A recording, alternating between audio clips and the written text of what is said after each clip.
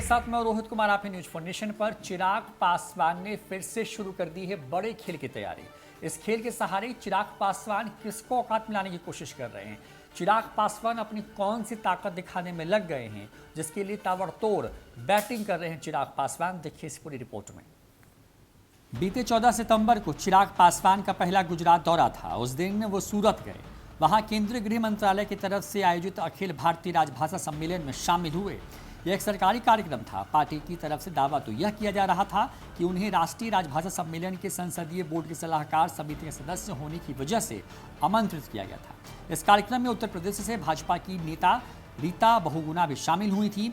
इनके और चिराग पासवान के साथ की तस्वीर भी सामने आई। इस कार्यक्रम के चीफ गेस्ट भाजपा के चाणक्य कहे जाने वाले देश के गृह मंत्री अमित शाह थे। दावा यह किया जा रहा है कि अमित शाह और चिराग पासवान के बीच उस दिन बातें भी हुई हैं। हालांकि इन दोनों के उस दिन के साथ की तस्वीर नहीं है। इस कार्यक्रम के बाद ही उस दिन चिराग ने अपनी पार्टी के गुजरात प्रदेश इकाई के नेताओं के साथ मीटिंग की थी। चिराग पासवान फिर से गुजरात गए। तारीख थी 1 अक्टूबर 2022, यानी कि चिराग पासवान 15 दिन में दूसरे दफे गुजरात पहुंचे। यह इनका दूसरा दौरा था। उस दिन वो गोधरा गए, वहां अपनी पार्टी के नेताओं से मिले। विधानसभा चुनाव की तैयारियों को लेकर के काफ़ी सारी बातें हुई हैं और प्लानिंग पर डिस्कशन भी किया गया है। गुजरात में अपनी पार्टी को मजबूत कैसे करेंगे, इस बारे में बताया गया है। पार्टी के विस्तार को लेकर के भी काफ़ी सारी बातें हुई हैं। इन सब के साथ ही गोधरा में ही पार्टी कार्यकर्ताओं के सम्मेलन को भी उस दिन चिराग पासवान ने संबोधित किया था। ये दोनों दौरे ऐसे ही नहीं हैं, वो भी इतने कम समय में। वहाँ ना तो चिराग पासवान की पार्टी का कोई बेस है, फिर क्या है आखिर वहाँ क्या खिचड़ी पक रही है।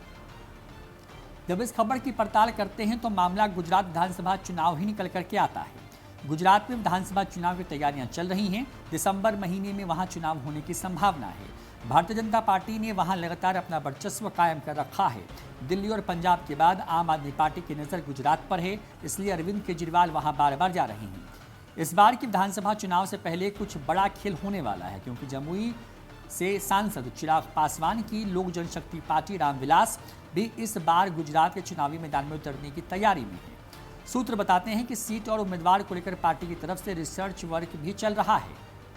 गुजरात की आबादी 6.5 करोड़ से अधिक है। इसकी आबादी का करीब 5% लोग बिहार की हैं, यानी कि करीब 30 लाख लोग जो विधानसभा में वोट देते हैं। इनके अलावा उत्तर प्रदेश और राजस्थान के लोगों की भी बड़ी संख्या वहां रहती है। सूत्र बताते हैं कि चिराग पासवान के जरिए उत्तर भारतीयों को साधने की तैयारी चल रही है। संभावना है कि ये भाजपा के प्लान बी का एक हिस्सा है। इस प्लान के जरिए आम आदमी पार्टी को मजबूत स्थिति में वहां आने से रोका जा सकता है, क्योंकि भाजपा को लगता है कि लुभावने वादों के जरिए अरविंद केजरीवाल दिल्ली और पंजाब के तर्ज पर गुजरात में भी खेल बिगाड़ सकती हैं। इसलिए उत्तर भारतीयों को आम आदमी पार्टी की तरफ मूव करने से रोकने के लिए लोजपा रामविलास को वहां उतारने की कवायद चल रही है। पिछले 18 दिनों में लोजपा रामविलास के मुखिया चिराग पासवान 2 बार गुजरात के दौरे पर जा चुके हैं।